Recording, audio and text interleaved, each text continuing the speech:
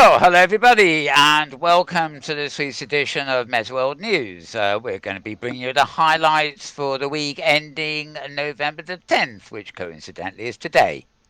Which kind of figures, doesn't it? Well, anyway, we'll be looking back at a week's worth of kind of highlights. Now, my name's Mal Burns, and you can find me on Twitter at twitter.com/malburns, Malburns, or one word at Twitter. And I'm telling you that because if you have a problem following the links or anything that I mentioned today, you'll find a running, 7 days worth of links on that account.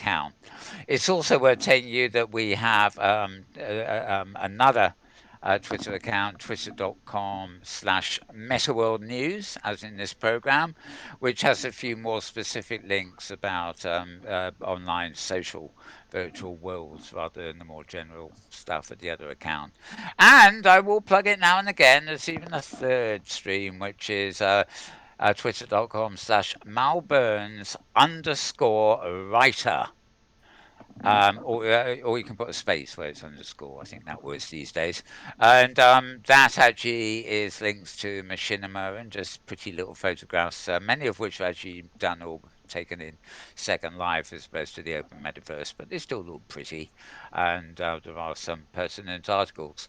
One I will mention, I haven't got the link for it up, but of course, is that there were various rumors flying around near the beginning of the week about major changes at Linden Labs. Um, a lot of it was speculation, and Linden are refusing to make an official comment, though some more reliable bloggers, I'm not going to mention who the original blogger was, did actually get information later in the week. Apparently, about 30 people at Linden Lab have been laid off, as the expression goes. Sansar, as we know, is refocusing to be an entertainment venue and not much else necessarily. Second Life continues to be their social virtual world, and a lot of people on Sansar have been shifted back to Second Life, and others have been kind of laid off, and some new hires have been made apparently as well, which is to do with the new direction of putting on virtual events. So there was some news actually from that department this week, and you can find oddities on stuff like that at twitter.com/Malbones space writer. Okay, getting back to the main feed, the one that says Malbones, or one word, and that's where the links are coming from. Joining me here in our ever travelling studio, the outside broadcast unit of Metaverse TV, Metaworld TV, it's James Atloud is here. He's operating the cameras and we're commenting now and again. So welcome, James. Hi Mel, it's great to be doing this once more this week, so that's good. Yes, indeed. And today's special outside broadcast is coming from none other than Loud Lab One, Yep. which is one of James's regions here on what is actually the Kitely grid, which of course you can jump to on the hypergrid. It's hypergrid enabled. Kitely is kind of well known for being slightly different, has its own sort of rules and things. From much of the other OpenSim installations, but it's still hypergrid enabled, and of course, Kitely run the excellent online um, supermarket for Marketplace. shopping in, yes, kind of marketplace indeed. Anyway, to the news proper. To the news. One of the cameras that James has got his eyes set on is actually coming from my desktop, indeed. And at the moment, you can see the Mona Lisa, I think, Mm-hmm. sort of, and a chap in a headset looking at the Mona Lisa. Well, this is an article actually at the Independent newspaper, which is one of Britain's major newspapers here, and I think we mentioned this previously, but it's a different article. 500 years after the death of Leonardo da Vinci, the Mona Lisa is getting a virtual reality makeover. And this has Oh, been that's right. reported on, it must be to do with the fact it's the Mona Lisa, because this has been reported on here, there, and everywhere. Obviously, virtual reality press, but the mainstream press and probably the French tourist office and everything. And it's apparently they're getting quite a lot of people there. You can read this particular article at the independent.co.uk. And this particular article is dated Thursday, 24th of October. But if you are these people who likes Googling these things, Googling the Mona Lisa at the moment is probably going to get you to a VR article rather than the a good old-fashioned Mm. painting. Yeah, and all these audiences, of course, are kind of virtual makeover at the Louvre, which of course is where the Mona hangs, as a rule. When she's hanging out, she hangs out at the Louvre. Yes, there's a play on words there somewhere, but I don't know what it is. So I'm going to move on. I'm going to move on. And we have another article here. This is at Wired, very famous sort of modern day, tech. Well, not just tech, but Wired magazine, I'm sure. Um, I don't think I'm getting all this. Oh yeah, I'm getting. Okay, I've got a subscribe button at the bottom here, but it's Mm. out of your camera view, so that's good. Well, isn't that a nice picture? Gosh, such realistic VR. They all seem to be chopped off at the waist, as indeed there's a podcast with things chopped off at the waist. This is a picture taken from a virtual world called Rec Room. And obviously, recreational habits do not include anything below the waist. So you take your pick, so to speak. As social VR grows, users are the ones building its worlds. Now it's looking at Wet Room here, which is odd. It's not the biggest of virtual worlds, but it is coming down again to like 3 years in. Wet Room has become a robust hub of user-generated content. Hmm. And back 15 years or more ago, when Second Life started, that was the thing that made Second Life. It was the fact that it was all user-generated content and it was a social world. The same is happening with Red Room, and it does seem to be that the social places are the worlds that take off. However pretty the are, if they're not as engagingly social as say Second Life or OpenSim even is by default, maybe there's a limit to how many virtual destinations people want to visit. I can see people going on the web to a virtual recreation of some monument that they're going to visit in real life, or maybe not, but just curious about. But there could potentially be as many virtual destinations as there are square foot in the world, the real world, that is. So one has to have a reason, right, for going there. And so, unless it's something like historical or cultural interest that you can't find anywhere else, the only other real reason for going anywhere is to socialize, as a rule, isn't it? Or, of course, work. And the same applies if you're a slave. That counts as work. Mm. We Mm. see. If you work for Facebook or something, you're not going to work. You're going to a slave factory, aren't you? But um, anyhow, better stay off that subject until I get it in the real news, Mm. which is coming up. Anyway, this is against gravity. Yeah, I think that is diddly do. Yeah. Yeah, that's got to be Backroom as well, I think. This article actually moves on. They say, admittedly, now seems to be a time of reckoning for social VR. Earlier this month, High Fidelity, an ambitious platform from Second Life creator Phil Rosedale, laid off a quarter of its 80-person staff and pivoted towards the enterprise communication. Um, and it's got a few quotes from Philip there That's as in the well. article about Rec Room. Yeah, well, it's Oh, it's wow. actually, if you read the top there, I mean, the Hmm. actual article is really a social VR as opposed to Ah, just okay. VR. Okay. Rec Room is the one they lead with Gotcha. because of its stats, I guess. Um, but I don't really care how big the stats are. I definitely have kit below my waist that I wish to have on my avatar. You know, and We there's a better not VR go chat. I there. think it's VR chat. The VR chat roundup every week. It's only about 10 minutes of quick chat or something. But Yeah. they got a desk and they behave like us. All for about 5 minutes. But it's very bland looking avatars. And it's not a camera picture where we cut off at the waist so we can see the face and shoulders. Hmm. This is actually avatars who ain't got nothing below the waist. They look daft. They're just like floating, and well, they don't look very realistic anyway. But I It's mean, they very just look common. daft. Yeah. I don't get how common it is. You don't ask me to go online with you know, nothing below the belt. I I'm thinking I don't without. mind. I mean, I agree that I Right, should be right, dressed. right. Getting dressed is one thing, but I mean, nothing there, just hanging out in thin air like a this, well, Yeah. half a person. Um, I don't know. I Yep, don't know. yep. Anyway, I just don't. I find it disconcerting. I mean, if it was a sort of funny old cartoon or a little game you're once playing, and you've got characters like this that are very cartoony, that's no problem. But when those are meant to be representing real people and be taken seriously when they open their mouth, no way. It's just.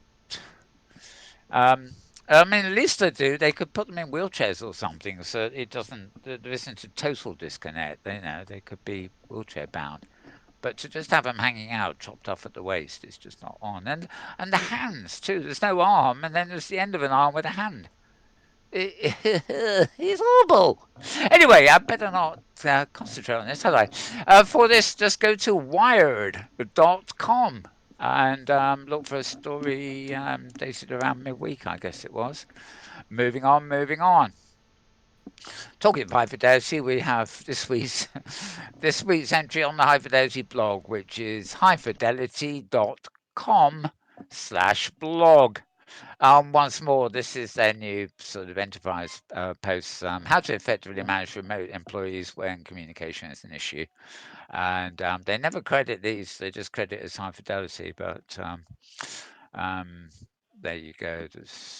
Just of general interest. And obviously, if most of these blog posts, I suspect, are pitched to a mailing list of trying to attract enterprise customers, kind of thing.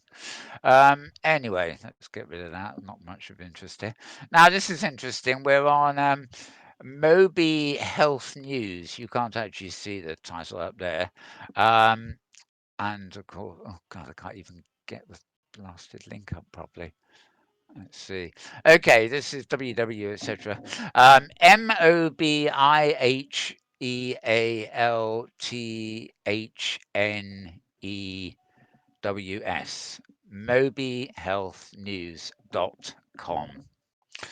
And how virtual reality and AR, augmented reality, could support the astronauts' mental health in space. Um, this has been proposed for a very long time. I mean, probably even in orbit on the space station, to be honest. But I mean, one of the things NASA and those kind of people concern themselves with is the mental effects of the long, long journeys in the remoteness of space for astronauts in the future. Especially if we get some high speed out of the thing, and maybe they're going to travel to a nearby solar system or something that's maybe they'll have to hibernate for part of it. I don't know, but keeping astronauts entertained and grounded in space has always been an issue.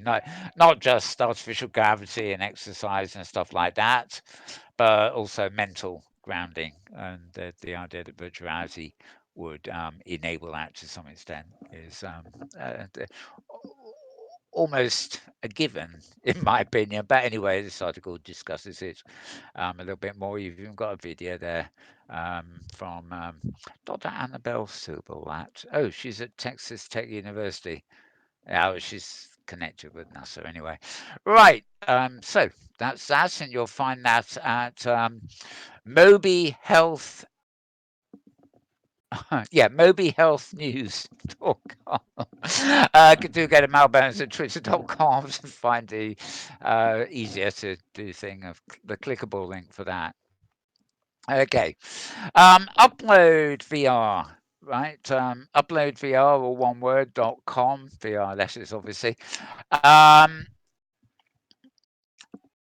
okay. When I was referring to the characters beneath without nothing below the waist, um, this program, VR Downloaders is called, is actually quite interesting, but it does suffer from this same thing. And Anyway, they've got issue 5. There are two things on YouTube that they've got out. One is the actual weekly program, and the other one is a special interview with their guest, which is part of what was on the program and part of what wasn't. This, I'll just click on it very briefly, is the actual program when it doesn't load. There we are. And you can see what these avatars look like here. I mean, there's yeah, it's a nice little program, but I've actually had some Twitter followers comment on this and say, what you know, isn't this just silly? Look at what we were doing in Second Life, 15 years ago. And you've got to admit the comparison really puts it in its place.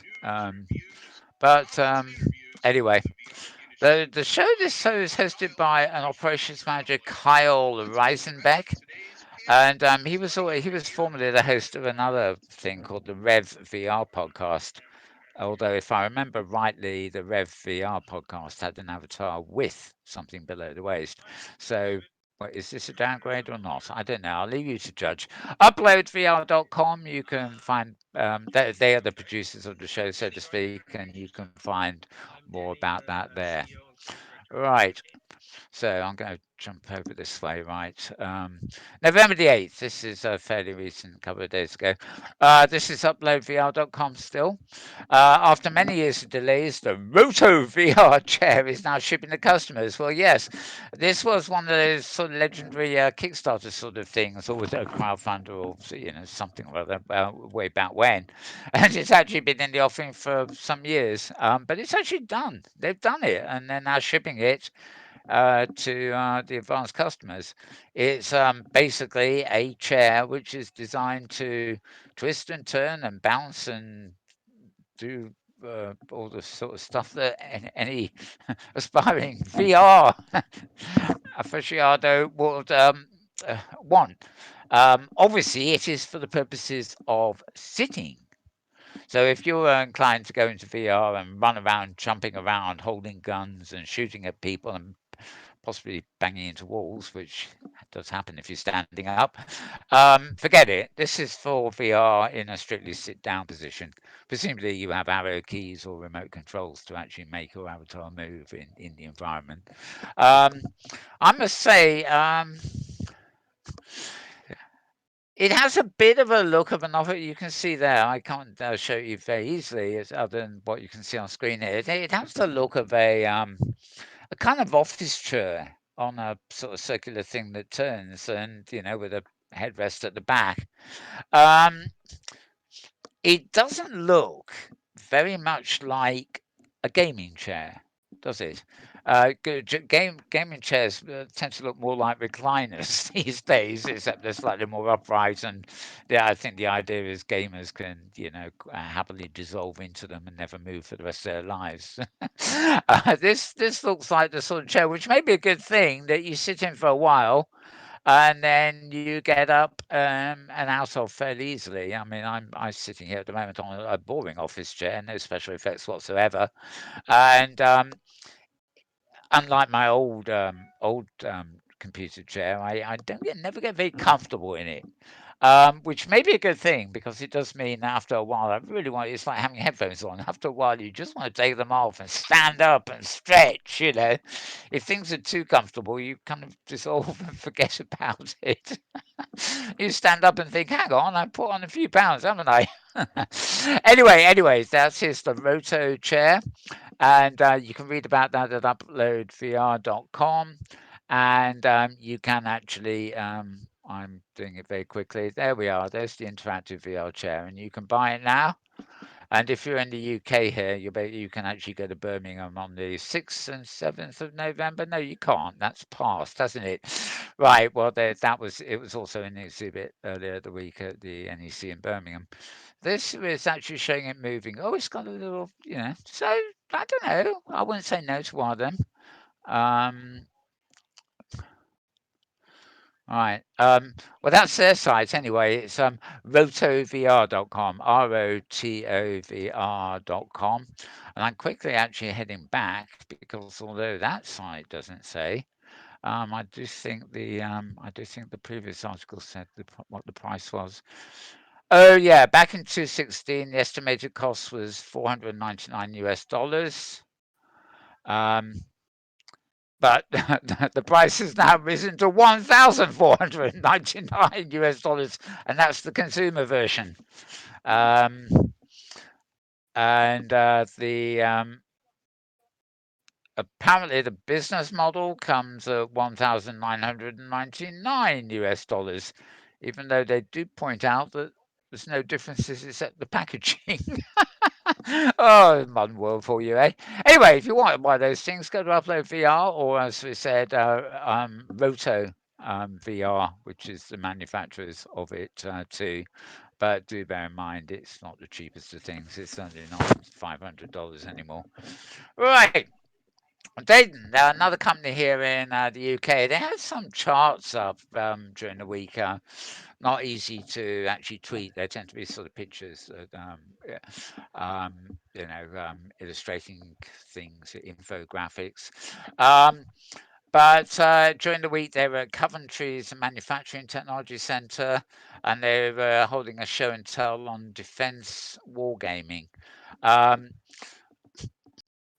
they didn't do a lot of stuff for educational purposes and things like that. They've got their VRscapes program and everything else, but they I probably met them for the first time at one of the earlier VR conferences, and they were often populated by sort of defense contractors who, were busy showing off everything they could, saying, "Well, I can't talk about that, but this looks nice, doesn't it? I can't talk about that, but this looks nice. Oh, but then again, I can't talk about that, So rather amusing, to see all these chaps bouncing around, telling me that VR was the future, which I didn't really need to be told, and they never weren't able to tell me a single thing about what they were doing because it was defense related. Yes. Totally indefensible, in my opinion, but there we go. Right. Anyway, David Burden at Dayton is a great guy, and yeah, they've got training escapes for education, field escapes for out and well, education too, really, out and about investigations. And they used to work very heavily here in OpenSim, and before that in Second Life, but their presence in both Second Life and OpenSim here is fairly minimal these days. Probably because what they're doing has moved on with the times, including the use of headsets and stuff like that, whereas Second Life and OpenSim have not exactly been the best of platforms to support headsets. But anyway, there we go. You can find this at Daden blog. That's DADENBLOG .blogspot.com, and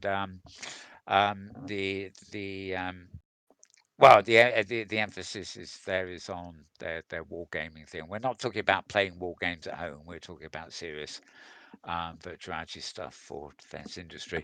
But still quite interesting to read.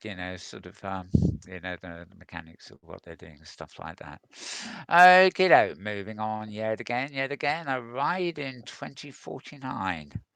Well, that's not the title of the article here says it all. VR helps shape future US and urban transportation policies. Taking a ride in 2049, the year that is to demonstrate future possibilities. Um, it's a virtual reality experience, and users were asked to take a survey afterwards, revealing the difference between the two nations. As I said, it's Applied Research Institute in Germany, collaborating with the Harvard Graduate School of Design and MIT. Urban planning for the future using VR, basically, and particularly urban planning in the way of transport.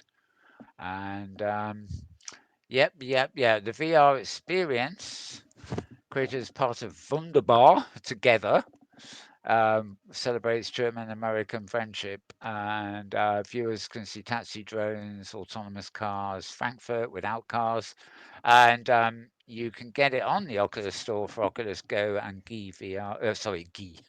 Gear VR, if you care to take a look for yourself, etc., etc. So, vrfocus.com is where you can find that article. That's VR, the letters, then focus, as in focusing your eyes. .com. Moving onwards and upwards, and we're back on the medicine trail. This is medicalexpress.com. In fact, I think I've got two links in one week to this site. We'll soon find out. Medicalexpress.com. Now, actually, I will spell that because it doesn't have the E on Express. It's all one word. It's medicalexpress.com. And as you can see, there's no E up there on the picture either.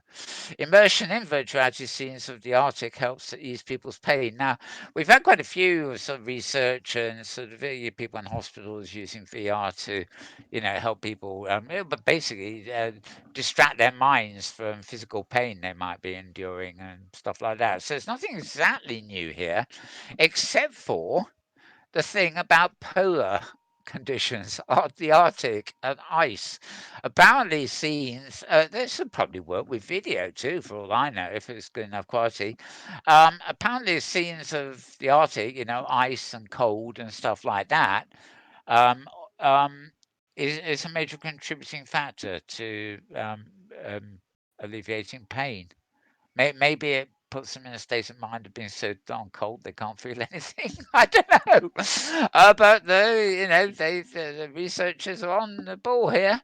And it's actually scientists from Imperial College here in London, and they found that using virtual reality headsets could combat increased sensitivity to pain by immersing people in scenes of icebergs, frigid oceans, and sprawling icescapes.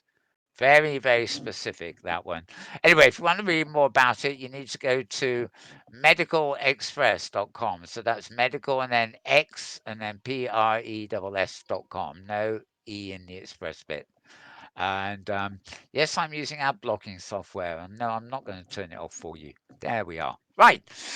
Okay, so moving on from that one.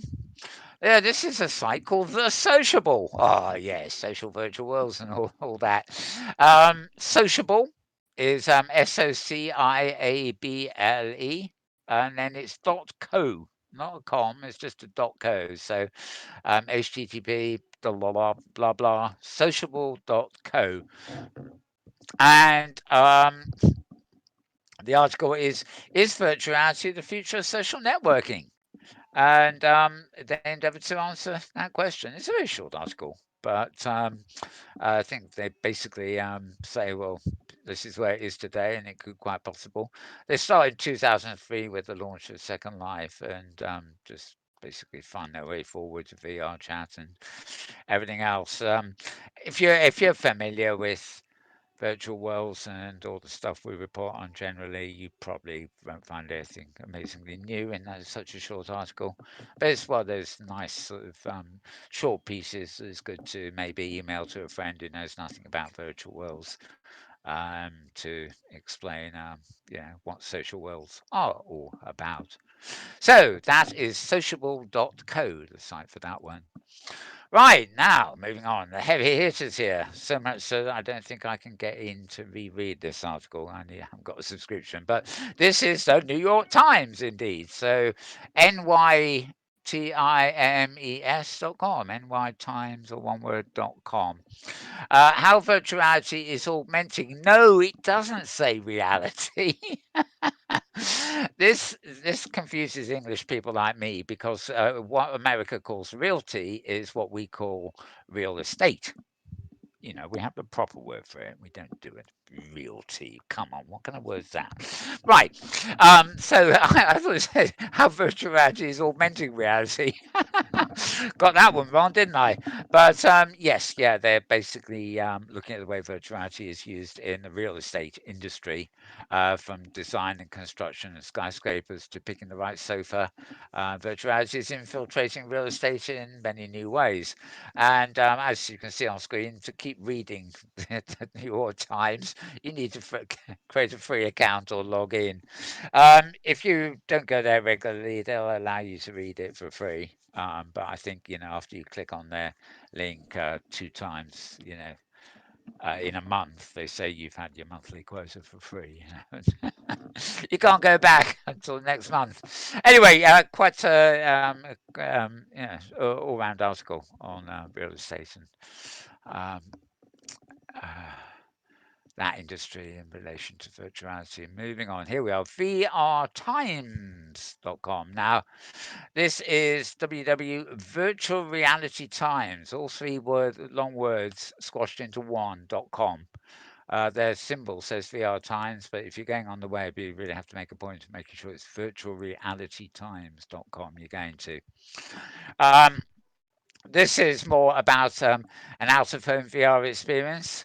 Godzilla, which, if I recall, is a big lizard that's been in the movies or something. Anyway, he's typical Japan stuff. Anyway, they brought Godzilla VR over here to London. Um, he's probably eaten all the Japanese, so they had to come over here. Now they're feeding on us. I don't know. No, no, yeah, he is a big lizard. I think. Do you know, James? He's Yeah, so. I'm yeah. getting. He's a Yeah, yeah, classic. yeah. King Kong is the eighth one. Dozens Yeah. of movies for Godzilla. Yeah. Yeah, yeah. So yeah, I'm getting confused with King Kong, Okay. who was the big ape. But they're both equally big, and Godzilla anyway. Is that photo of the experience in London? Uh, the poor girl in the foreground here really does seem to be not too happy in there. Well, she's probably having the time of her life. But yeah, yeah. Kids do like to be scared. Let's face it. And I don't know what that blasted thing. Okay, I think that's. It looks like that's on the back of her chair, but actually, I think What's in it's. the? It's on the wall behind her. It's a poster. That's Godzilla's Yeah, big open mouth shooting yeah, radiation, and then you can see the spines on the back. yeah. But I'm looking at this bit where I'm moving my mouse here, and Oh, it the looks chair like back. it's. Yeah. Yep. It looks like it's an additional bit. It looks like that's the background, and then this is a cutout attached to the back of the chair. I don't know. Who cares? More photos here. These ones look slightly more sedated. They're all looking up at something. And there we are. This is the Godzilla. This is the Godzilla. Ooh, ah, ooh, look, look. Hang on. I'm gonna quit. I'm gonna quit. Sorry, we'll do this show later. Can't handle this. Can't handle this. Really. Oh my goodness. Oh no, no, no! It's gonna come and eat me. Oh It's my. gonna do it in Japan. It's gonna do it in Japanese too. Help! Help! Help! Help! Help! Yeah, you get the idea. Fine. Okay. Read about that at Wow, that virtualrealitytimes.com. was some acting there. Color me entertained. That's good. I've got to do something to liven up this show, Sure, haven't sure. we? Give me a heart attack live on air. You won't know it because I'm an avatar. Remember, right? Google. Interesting. Last week's news included the fact that Google Daydream had finally been laid to rest and everything, and same for cardboard. But oh god, I'm out of breath You out after of all breath that. after that, right? I'm out of breath. Yes, I'm panting trying to deliver the news to you. Right, Google have now open sourced their Google Cardboard to keep the no frills VR widely available. So they're not doing it themselves or Daydream anymore, but they have open sourced everything you need to know about the software development kit and everything else. There was never really much to it. The cardboard was quite literally a sheet of prefabricated cardboard which you could cut out and fold. The only thing unique about it was that shit with two little sort of lenses that you stuck into place. And they obviously have some precision to them. But anyway, all the specs of the shape of the cardboard and the lenses and everything else, they're all open sourced and free for anybody to keep continuing to make cardboard things. Whether they're made out of cardboard or not is another matter. I mean, cardboard was the big fashion for, well, it must have been about 2 or maybe 3 years. But after the first week, you hardly ever saw ones made of cardboard. They were all, every manufacturer jumped in on the act and made their own cardboard, but it was plastic, if you see what I mean. Anyway, so Cardboard and indeed plastic is alive and well and living in open source. I think that's one way of putting it. Right, that post is at uploadvr.com. And right, this is a link to something called the Sun magazine. It's, not to be confused with the British Sun newspaper, which is awful. Never follow a link to the Sun Co UK.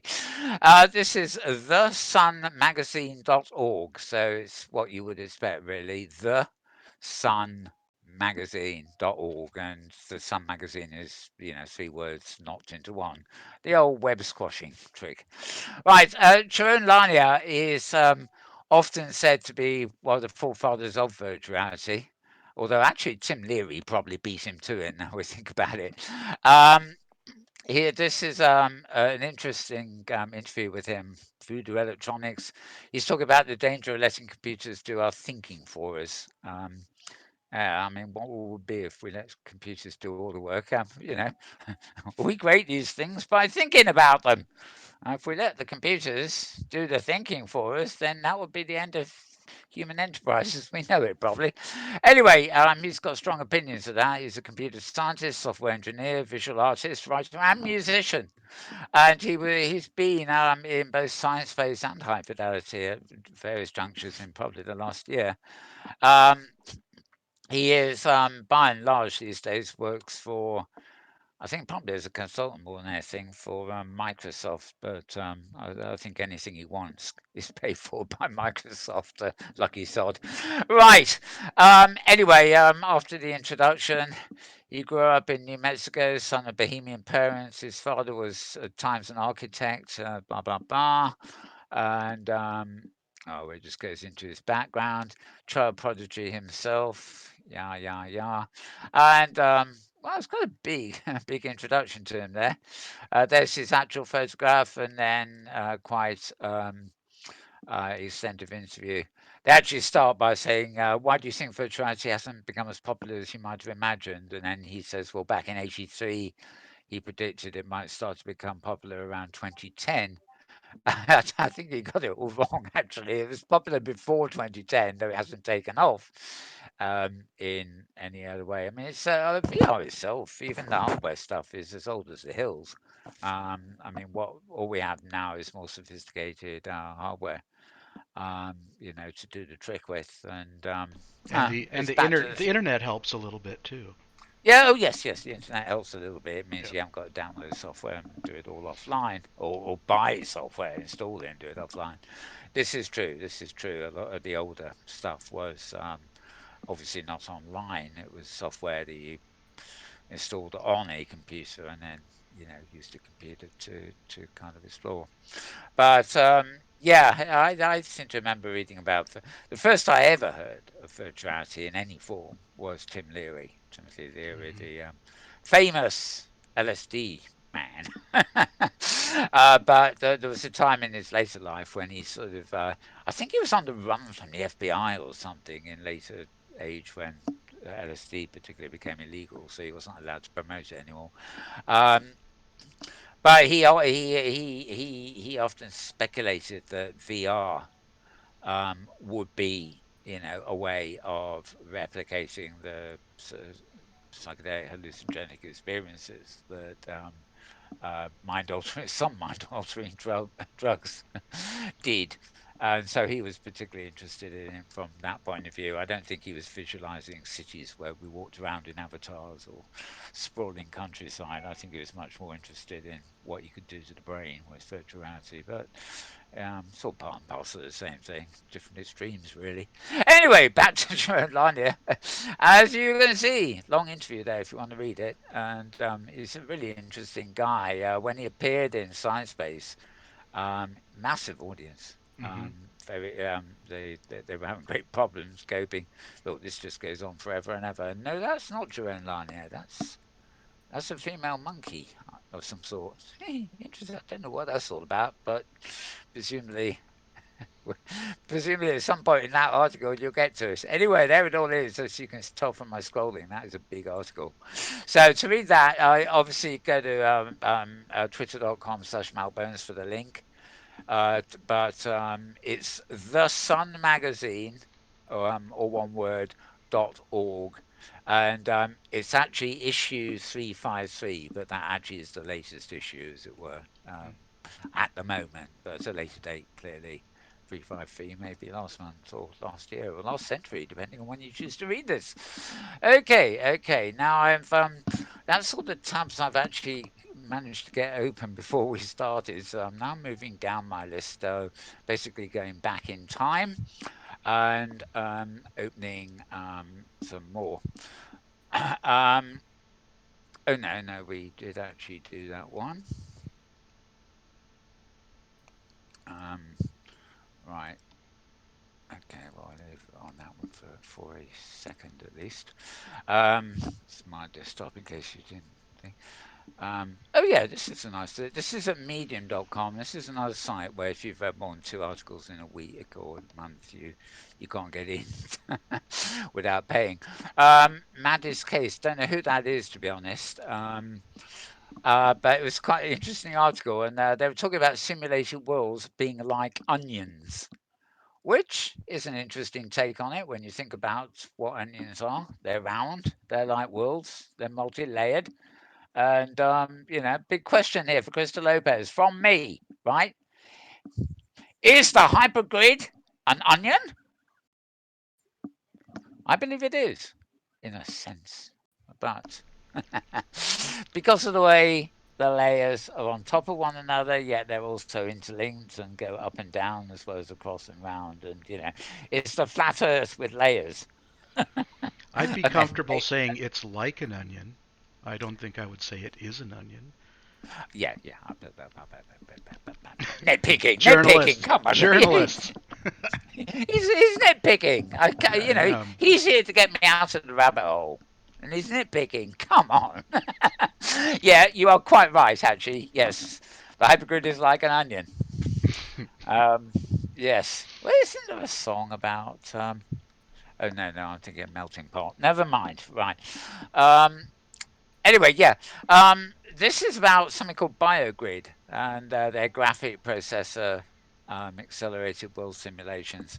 They're really talking about things you can do with the GPU on the machine rather than the CPU. For those of you who don't know the difference, GPU is the graphics processor and CPU is the computer processor. So the CPU is the thing that sends all the messages that makes your actual computer work. The GPU is really what gives you the graphics on your screen, or indeed these days maybe in a headset. Um, Once upon a time, the CPU handled all that, but as computers progressed, people wanted better and better displays. So, but companies like Nvidia developed, very powerful GPUs for the purposes of vision rather than actually calculating the other number crunching that computers do. Right, so that's an example of their dynamic terrain, flowing water, and atmosphere simulation. This is very much a sort of standalone thing. It's quite interesting to read, and I'm not a techie, so I gave up on bits of it, but it was sort of interesting to read. It doesn't apply directly to anything we know, like OpenSim or Second Life or even Mesh Worlds, although there is a bit somewhere where BioGrid. Yeah, it's mentioned down here. Um, there is people who use Unity, right? The Unity includes a job system for multi-threaded data processing, and they liken what they're doing here with that. Basic idea is the same. If you've got a lot of similarly structured, simple data, you can process it faster using multiple threads or running the same kernel. At this point, I'm afraid I tune out, but I know an awful lot of people who will probably at this point tune in, which is why I'm mentioning it. Look at all this surface water. And yeah, they're on Twitter, of course, at BioGrid Game. Although it does seem to be more a lab kind of thing, a bit like I guess Second Life started this way, really. Not so much a game. There's nothing much to play, but it goes on and on, as you can see. So if you're interested in this stuff, definitely something to kind of look up. You can find the link this week, of course, twitter.com/malburns, and it's a medium. And I certainly kept this around for future reference. So I've got a feeling this might be one of those articles that one might be find oneself referring to in a certain company in the future. So simulated worlds are like onions. Bring on the hypergrid. Yeah. Right. Oh yes, this is one of my no, this is a magazine called The Quietus. I read this quite a lot. So, it's music and art and culture and stuff. I like it quite a lot to read, but it's very rare that it actually collides with my virtual reality interests. Um, but this particular one did.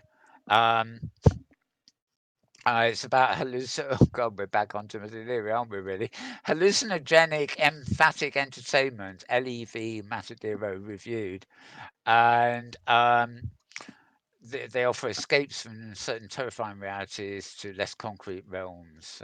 They say, and there's a performance side to this too, but mixing VR with music, and I think it's all pretty much French.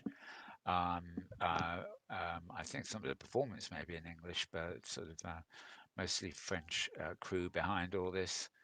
Um, some London artists involved. As you can see, it's a nice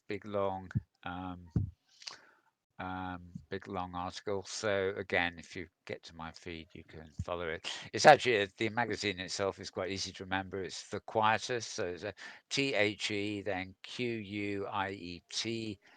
So The Quiet Us, if you see what I mean, or thequietus.com for that one. Right, moving on down the list here. 4 days ago, Journal of Ethics. This sounds interestingly serious, doesn't it? Journal of Ethics. Um, right.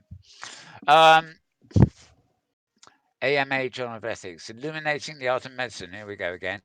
Emerging roles of virtual patients in the age of AI. AI being artificial intelligence.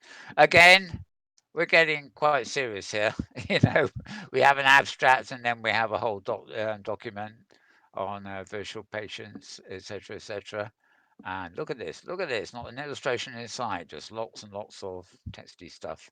And then, of course, citations, which will list, I think it's citations as long as the article, actually. Um, if you're into all that, virtual patients in and artificial intelligence. It's again medical, of course. By um, you can tell when it uses the word patient, you know it's medical. Anyway, you'll find that at Journal of Ethics, right? That's all one word. Well, it's three words if you see what I mean, squashed into one.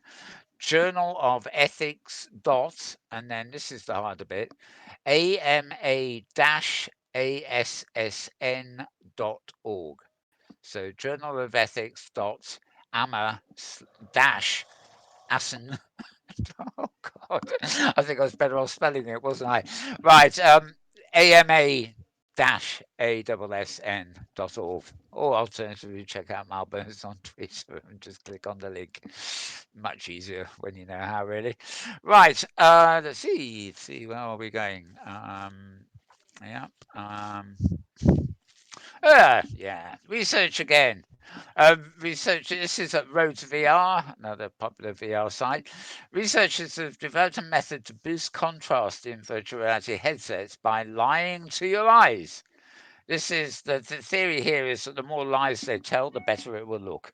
In other words, they get up to all sorts of tricks with contrast and various things to fool you into thinking things that may be more real or spectacular than they really are. These are a team from Cambridge, Berkeley, and MIT. Um, a novel method for boosting perceived contrast in headsets, so not any particular headset by the sound of it.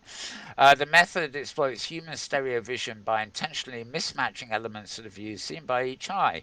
The brain resolves the conflict in a way that boosts perceived contrast, at least according to the researchers, and so on and so forth. No more comment. Find out about this at www.road2vr, all one word, .com, and that was November the 6th. So I guess that was sort of um, midweek, really. Um, Forbes have an article here. This is just Forbes.com, Forbes.com, talking about the future of VR being site specific artist installations. They probably had an article a week ago saying the future of VR social networking or the future of VR medical. There are a million futures of VR, but certainly our experience with the hardware side of VR is that the pickup after you discount fanatical gamers and such like, the take up for headsets is in the enterprise and in institutions like hospitals and scientific sort of things. It's it you we have the old contradiction really, this full immersion and the sort of being there sort of fully immersed in a world that you get by putting a headset on and blocking out sound and vision except for what is coming through the headset. It may be a spectacular form of immersion, but at the end of the day, it's actually, unless you're in a social virtual world, and even then sometimes, it's actually antisocial. You might be sitting around a room with a whole load of other people, and if you're all locked away in headsets, I mean, what is the point? You might as well just lock yourself in your own cubicle and strap on a headset, and that would be a rather dystopian future, I have to admit. Anyway, if site-specific art installations are a thing, and Forbes obviously reports on it. There is certainly one company, I don't think it's on the list of links this week, that popped up in the week that has actually does do these on-site major VR in not so much individual installations, but the buildings in which major VR um, outside the home experience can happen, and they've reached some very vast sort of a landmark figure in terms of events, and it's all out of the house. But I don't think I have that particularly can do this week. Right, I'm going to put that one away briefly. Um, and we're back to that one. Right. Okay, talking of out of the home, this is a modular VR headset which is made for amusement parks. God, doesn't it look? You just take one look at that. I mean, I mean, the fact that they've chosen a scrawny, long-haired, scraggy, bearded chap to wear it is one thing. But I mean, if you thought these contraptions on your head are bulky, that really takes the ticket, doesn't it? Mm-hmm. It makes your Oculus and stuff look like glasses. Look at that big, fat, bulbous thing, and the only thing that's halfway attractive about it is the color scheme. At least it's not black. But anyway, Dreamcraft Attractions, their animation. I think that Tony DeWall actually that is their Dreamcast animation director. Oh, okay. I should have shut up, shouldn't I? Right, that's him demonstrating the Dream Set headset at the VR AR Global Summit, and yeah, this is a modular headset to make the experience more efficient and more hygienic. I think you basically take that apart and wash all the individual bits out and stuff like that. The trade-off appears to be the size of it. It doesn't really tell me anything here. It's a very short piece, really. Doesn't really tell me anything here about the weight. I mean, that it could be extremely lightweight plastic that, when all snapped together, is not particularly heavy. But I must say, it looks it has the look of somebody in the First World War wearing a mask and charging into battle to avoid the gas, or maybe something out of the land of Daleks in Doctor Who, or Mm. I don't know, but it's. Would you really want to meet that person walking down the street in the dark wearing that thing? I think not. I think not. But there we go. There we go. Maybe you do. Maybe you do. Okay. Now, voices of VR. Right. Once again. Oh, we're back to that. Back to Okay. that. Actually, this is the second article about the same chair we had on earlier. So, moving on. Voices of VR have had, I don't know, I think there were 16 or 17 podcasts this week, all in numbered sequence, and they're all part of a series called XR Ethics. And this first one here, number 832, is a panel at SXSW talking about ethics in XR. Is really, I'm not quite sure this extended reality, I think. So it embraces virtual reality, augmented reality, mixed reality, prototype reality, imaginary realities, second dimension realities, third dimension realities, the universe on its backside, and everything else you can imagine. It's all XR. Sorry. Anyway, all the podcasts in this week have been on XR generally, and more importantly, on the subject of ethics. So this first one, voicesofvr.com is what you want. This first one is a panel, and then we go down throughout the week. We've got OpenAR cloud panel discussion, eye tracking and privacy risks, plus HoloLens history. Another one on neuroethics and XR, brain computer interface privacy risks. Um, uh, or the Augmented World Expo talk on ethical and moral dilemmas of mixed reality. Um, Electronic Frontier Foundation's Danny O'Brien on the status of civil liberties online, including XR where are we?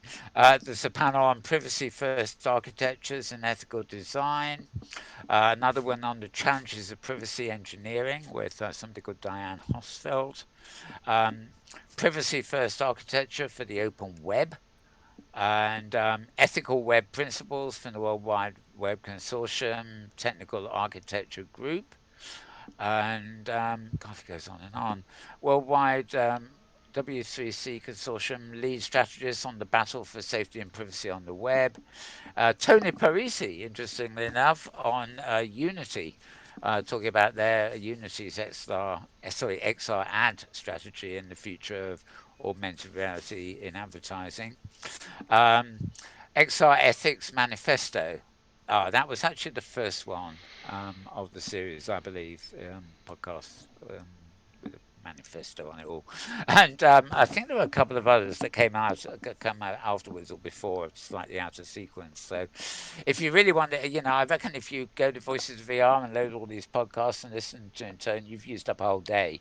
There's normally a few a week, but these literally all got uploaded on the same day. And I must say the reaction was very good. If you're looking at Twitter, people saying, "Oh wow, well, yeah, you made my day," listen to this mammoth series.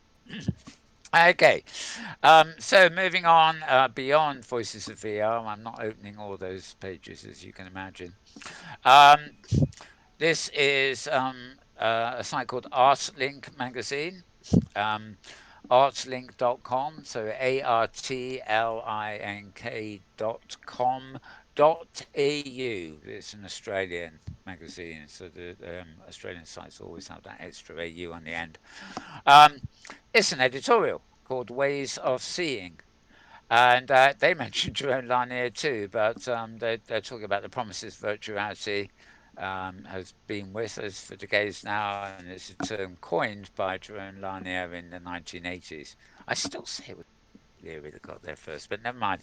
Um, and then they move forward, and 22-year-old Palmer Luckey in 2014, and Neil Stevenson, Snow Crash, and blah, blah, blah, blah, blah, blah, blah.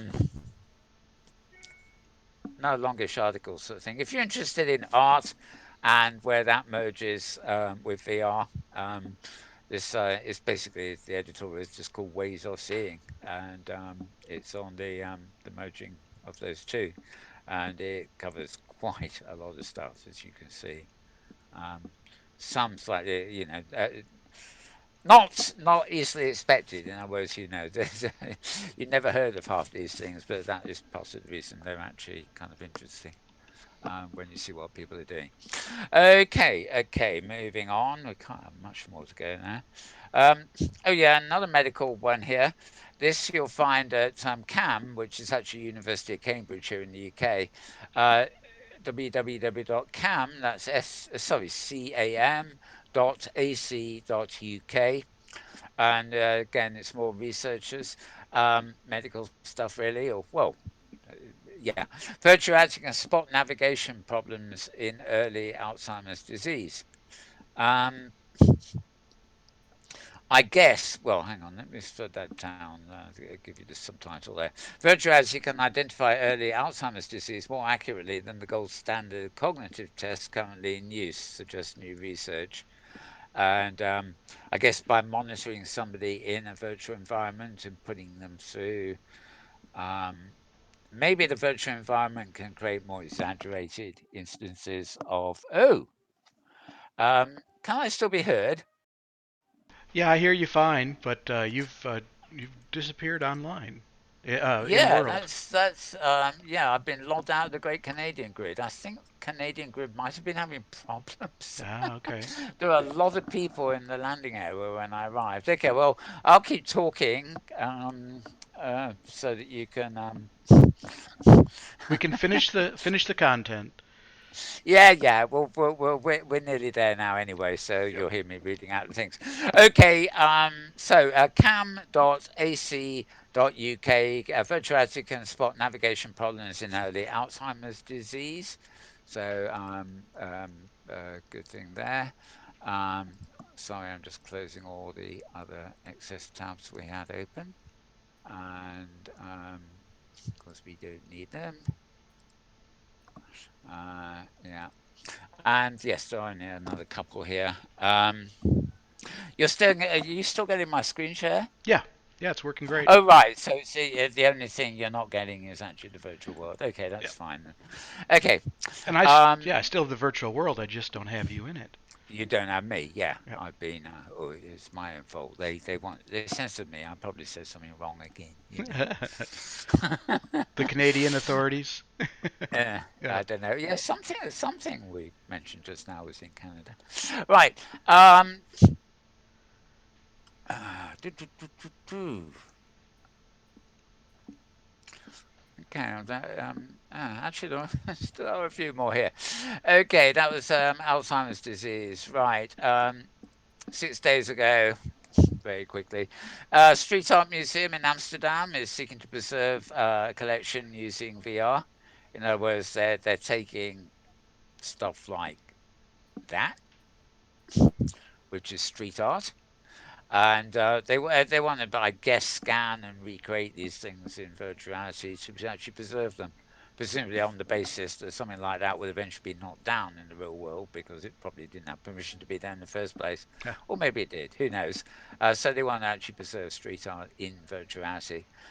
This is all going on a project in Amsterdam. And the Street Art Museum of Amsterdam wants to use VR as a method to reach more people, but also preserve the art. An example is one piece called Fatherhood, which may well be that, is set to be destroyed by the end of the year. So maybe Mm, they're knocking that building down or whatever. yeah. So it's all about preservation, which is a good thing. I love the fact that I can use virtual worlds to go and see things that are actually um, no longer with us in the real world, so to speak. Okay, excuse me if I get tiny weeny bit distracted here for a second. I'm going to, what is it, grid, oops, full stop, kitely.com, colon 8002. There we are, and I'm teleporting over. So I'm one short step away on the hypergrid. There's one thing that really annoys me, unlike say a closed grid like Second Life, which of course its problem is the fact it's closed, is that when you relog because you crash in the world on the hypergrid, you always relog back in your own home grid, and you've got to repeat however many jumps you took to actually get, get to kind of where you were. Right now, I'm in limbo. No, I'm not. I'm in a. I have no idea where I am, to be honest. Uh, I'm underwater. Yes. Oh, Um, I'm underwater under our news desk. So go figure. well, Yeah. Whoa, okay, whoa, whoa, whoa, whoa! What's happening? you're moving. I, I just sat down and now I appear to be going all over the place. Mm. Now I'm back at. Come on, what's happening? Look, do you know what's happening, I James? don't I know. don't. No. Now you're Okay, right. standing. There you are.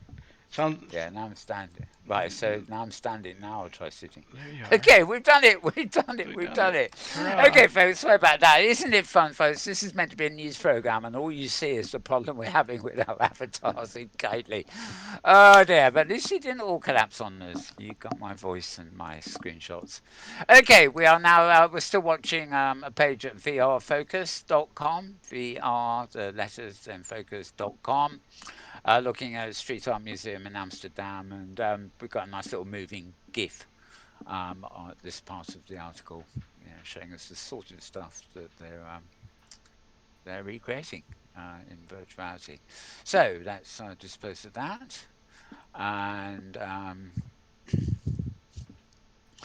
where are we? Google Chrome. Google Chrome is a browser like Opera, Firefox, Safari, even the Microsoft concoctions. Google Chrome has got an update which is allowing for more powerful web VR experiences. We talked last week and other recent weeks about Hmm. virtual worlds on the web, like Mozilla Hubs and stuff like that. Basically, the engine, the web VR engine in the Chrome browser, and the Web XR device API, which now runs as default. Basically, it's all being upgraded so that, apparently, when you went to all these virtual worlds on the web, the tab it was on would sometimes freeze and stuff like that, or it will keep stuff running in the background for too long. And they've done their best to actually remedy all the problems they know about and make it run faster if you're in a virtual world. So it will also include WebVR support, and it will be making its way to all Chromium-based browsers, including the Oculus browser, Microsoft Edge, Magic Leap's Helio, and Firefox Reality. And Google plan to expand the web-based platform to include AR content as well. And of course, all that kind of 3D stuff as well, where it's all divided into two for you. Right. Why there's nothing virtual about the potential of VR. Okay, this is dated November the 3rd. So I think this is the last one for this week on this feed at least. Um, it may or may not have been on last week's show. Um, I think we did cover this last week, to be honest.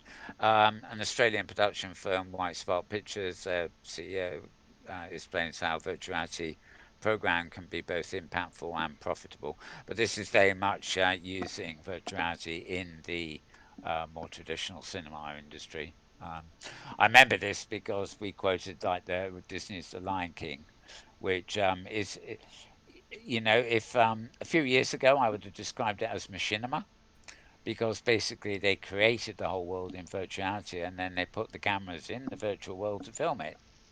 Um, Arguably, it is machinima. Actually, they obviously did mix it with other special effects and stuff, but it's it's like the movie set was inside virtuality. They didn't just use virtuality tools; they actually created the movie, the entire world of the movie and then acted it out and filmed it in virtual reality.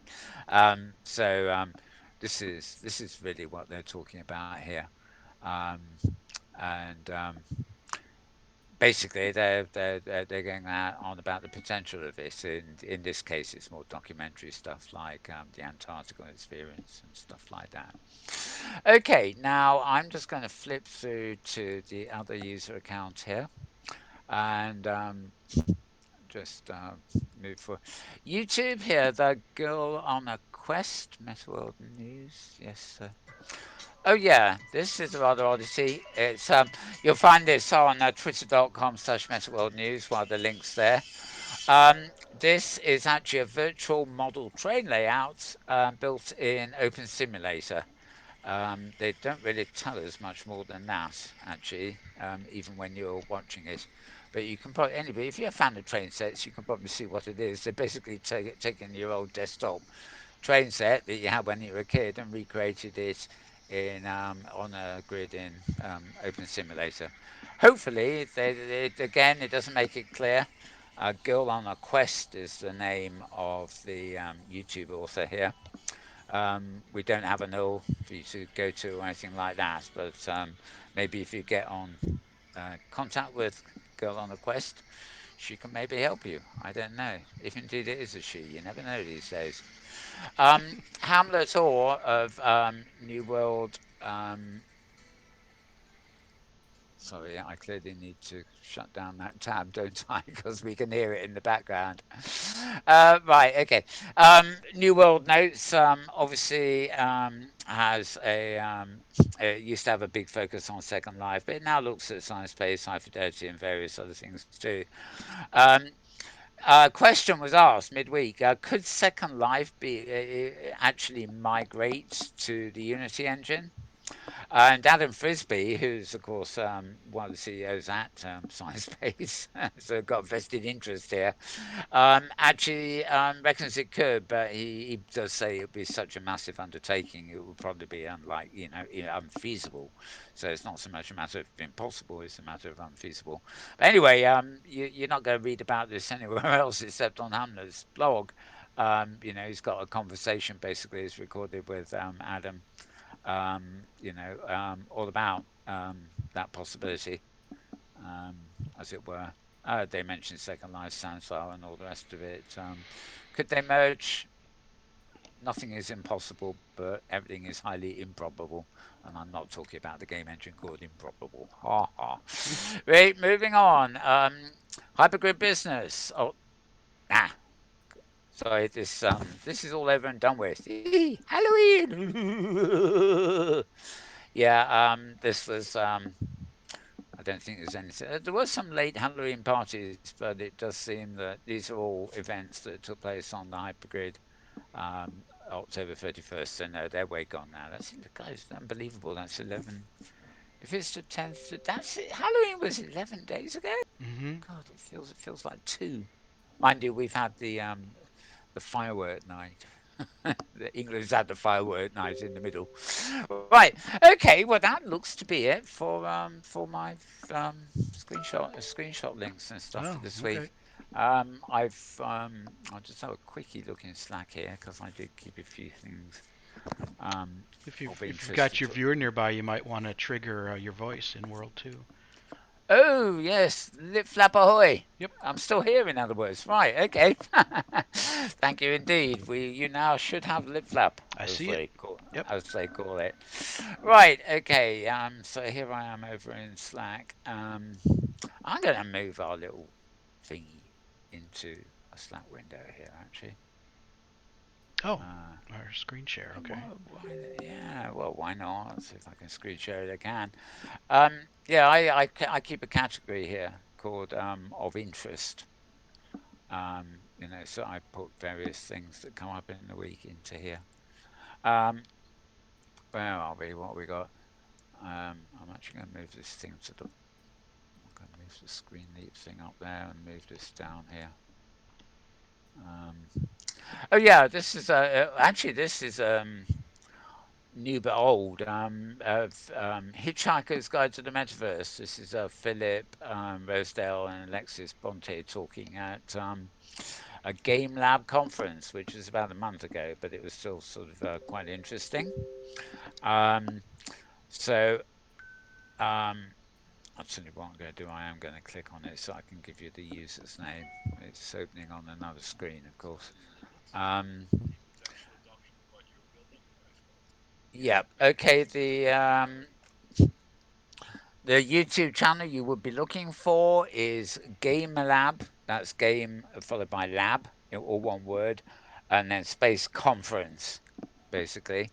And this was the 15th edition of Game Lab, and it happened back at the end of June, in fact, in Barcelona in Spain, which is obviously where it was called. It is fortunately in English, not in Spanish, so Um, uh, Good little interview there. In fact, to be honest, I'm going to move us back over to this bit of the screen because it doesn't work in my Slack window, which is narrow anyway. So, um, yeah, so this one I put up, and we also have on YouTube um, upload VRs. Here we go. VR recap of the week, and here we are. I'll let you listen to this. It's only 2.5 minutes.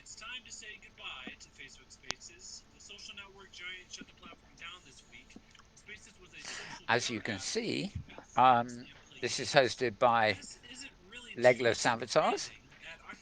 Nothing below the waist, really, really, really. I was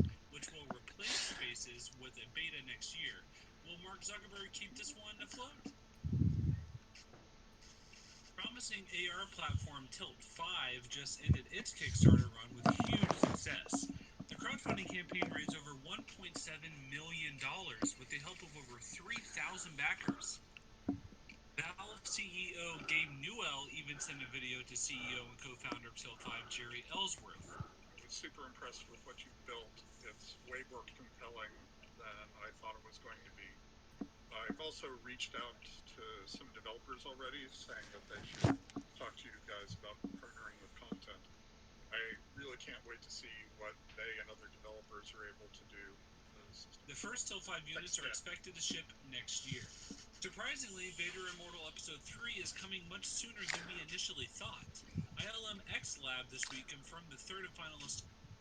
Okay, well, I'll go mute that there. Then moving into the games, but it's quite an interesting. It's only 2.5 minutes. It's just an attempt to do what we do. I think that arguably it's better presented.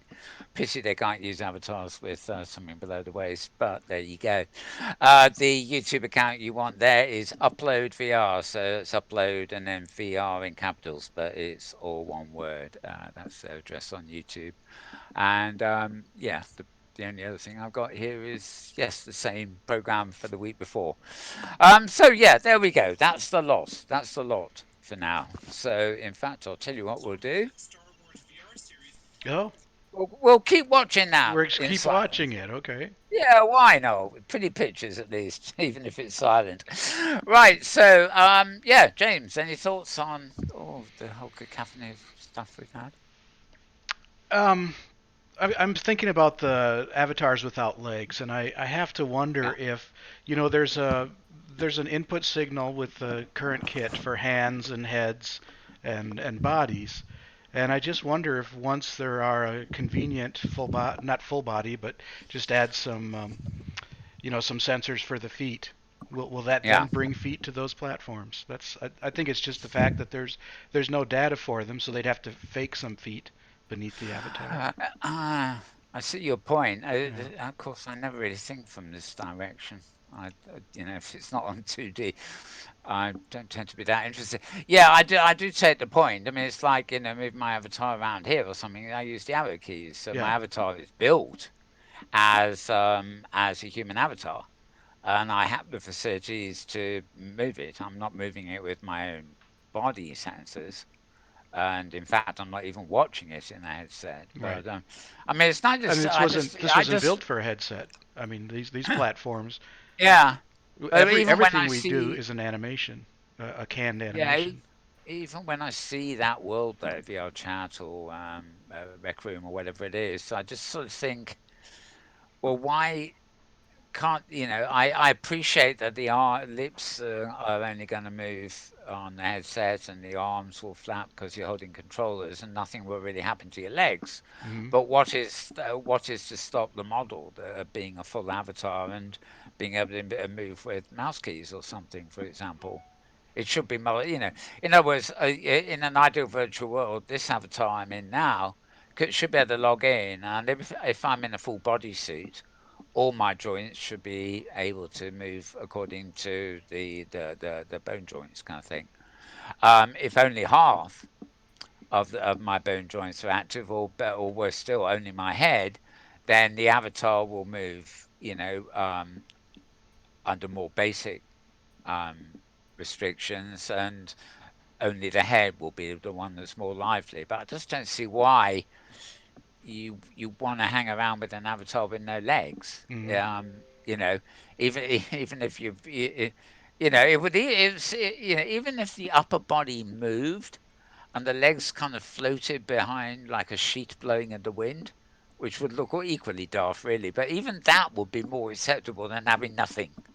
You know, to me, and you know, Yeah. if I was in VR, if I was in VR too, I think I'd be more disturbed if I was actually face to face with a person in virtual reality who didn't have any bottom, you know, bottom of the body kind of thing. Yeah. It would freak me out a bit. I'm not happy with that degree of emotion half the time anyway. But I mean, I suspect as usual you were right. They've basically only coded stuff according to the input devices they use. I mean, if VR chat is only designed to be used in Oculus or something, then they probably you know don't bother putting components in that um,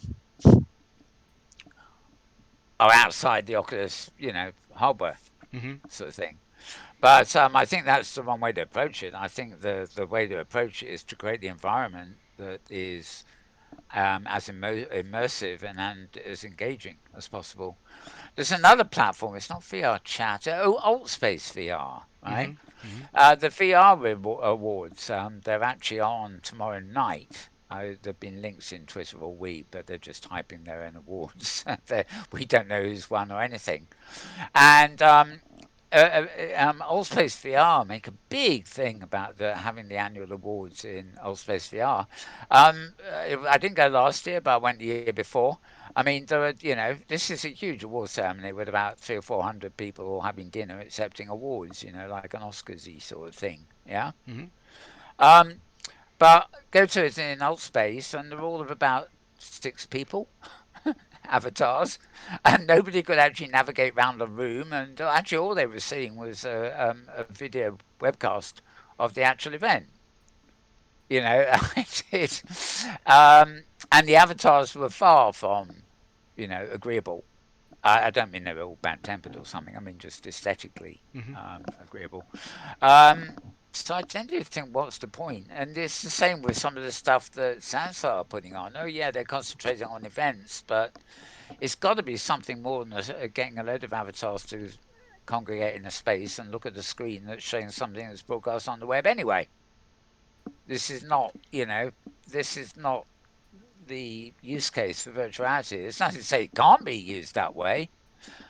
We used to do it in Second Life, where you'd have Metanomics, the talk show, was Mhm. a good example. More people wanted to watch it and take part in the audience chat while it was going on, and you could even get into a region. So there were about up to 15, 20 event partners. So it was streamed to about 15 or 20 different locations in Second Life. But the in-world chat system of all 15 locations was linked with something called ChatBridge. So anybody in any one of the 15 venues could actually talk in chat to audience members in the other 15. And so, you know, although it could be viewed on the web, that was kind of, yeah, and was interesting because it was a chat show. It was kind of boring because you didn't see all the chat that was going on in world. People weren't talking in voice, it was all text chat. But people liked to be in the proximity of their friends, and if they couldn't all get into one venue, then went to the overflow venues. But they could still talk to each other because the in-world chat was linked across all 15 regions. So, you know, there are exceptions to the rule, but except for special things like that, why one would go into virtuality just to watch something that's broadcast on a big screen, I don't know. High Fidelity, as one of the you know creators there, has a cinema build, and at least once a week they show movies there, you know, sort of cult movies and stuff like that. But they're all stuff you can probably get on Google Film or YouTube or stuff, and you know they're basically just relaying it, unless it's a pirate copy, of course. But they're just relaying it in world, and you know. you can chat to other you can have watch parties on Facebook and YouTube where you invite your friends to watch the same thing with you, and you can chat together while you're watching. Which I must say is an awful lot more convenient than people who talk over programs in your sitting room while you're trying to watch TV. Mhm. Because I can't stand anybody in the room when I'm watching TV. A pin drop and it affects my appreciation of the soundtrack. But you see where I'm going. I mean, Yep. I just don't. It's so easy when I read news links and decide what I'm posting to think, oh, I'll come across something, I'll think that's sort of interesting. Then I'll read it and think, that's nothing. You know, it's been done before, or it's duplicating some other function that's a lot easier. I mean, some people say it with painting. Why do I want to get an iPad and paint with digital paints and a pencil you can set to be different brush sizes when I can already do that by dipping brushes into paints and splattering on water a damn sight faster. So the artists would say that because they're quick and they know what they're doing. But for other people, it's different. But there is no point in virtuality being hailed as um, an alternative to something that it's actually not. It's simply replicating a different way and possibly, diminishing at the same time. It's got to be virtuality use cases. It's got to be augmentation, something new or something that ties the bits of things we already know together in a unique way. Yeah. Yeah. Um, And that is very rare, yeah. you know. Yeah. I mean, it's exciting when it happens, Mhm. because suddenly you bounce up and down thinking, "Wow, this is something I've never seen before," and it couldn't have been done in the real world alone, or it goes beyond just a virtual world because it's mixed with this, that, and yeah, exactly. It's all the exciting future stuff. But yeah. Anyway, well, watching that little clip with the open sim region where we don't even know where it is, girl with out of voice or something. What was she called? Her train Mhm. set, Girl on train a set in quest. open sim Yep. somewhere. Yeah, I mean, I looked at that and thought, yeah, it's like I said, it's like a train set we had as a kid. I do actually wonder what the point of that was, and maybe it's just a chance to build it and get it working. But um, in a way, I think putting together real tracks and in real life, the real board and getting the figures and making the terrain and stuff is probably a bit more interesting than trying to do something like that in a virtual world. Yeah. I may be wrong, but Well, yeah. especially if it was standing there alone. I mean, there's some open sim, especially Second Life. There's a whole railway system in Second Life where you can take a train and you go through wonderful landscapes and terrain and stuff. And that's that makes it interesting in terms of being in a virtual world. The fact it's just like a model railway is not the interesting part, if you see what I mean. Mhm. Sorry, did I interrupt you? No, I'm Oh, done. I'm well, good. I don't know why I thought I'd do it.